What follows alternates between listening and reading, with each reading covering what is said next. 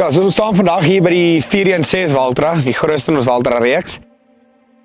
Hy is 313 kW en dan gaan ons al die pad af na die 316 wat 228 kW is.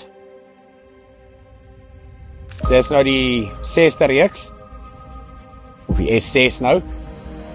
Hy 12 ton 3-punt optelvermoë op die agterkant en 5.8 ton op die voorste 3-punt.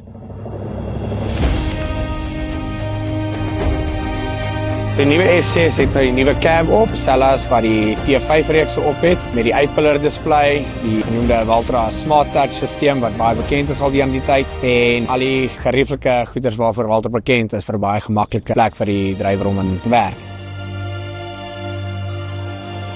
So die trekker kom dan ook met 'n hidroliese vooras suspensie, ligkussings op die stoel en dan het hy ook die hele cab is ook op suspension. So dit is baie gemaklike trekker om mee te ry. 8.4 liter EcoPower engine, hy het maximum torque op 1500 revolusies en maximum krag op 1750. So wat ideaal gepas is met die CVT radkas wat jou krag op baie lae revolusies baie ekonomies kan toepas.